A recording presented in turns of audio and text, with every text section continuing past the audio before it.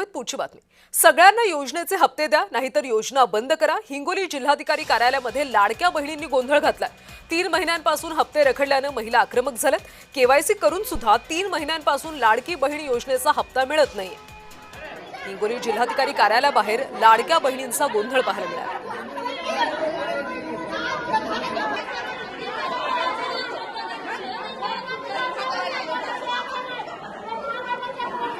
याबद्दलची माहिती घेऊयात आमचे प्रतिनिधी श्रीधर वाळवंटे यांच्याकडून।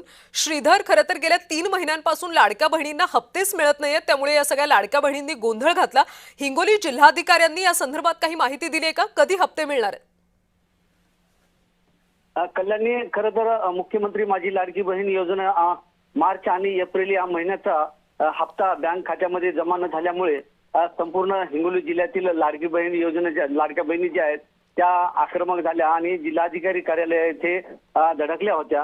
आम्हाला लाडकी बहीण योजना जे हप्ते आहेत ते आम्हाला सर्वांना मिळवू द्या किंवा सर्वांनाच बंद करा, अशा विविध घोषणा करत संतप्त महिलांनी, लाडक्या बहिणींनी जिल्हाधिकारी कार्यालयावर धडक काढली, मोर्चा काढला होता आणि आजही या ठिकाणी मोठ्या प्रमाणात गर्दी देखील होणार असल्याची माहिती प्राप्त झाली आहे। परंतु जिल्हाधिकारी यांच्या माध्यमातून जे आहे त्या लाडकी बहीण योजनेच्या हप्ते मिळतील असं देखील या ठिकाणी बोललं जाते।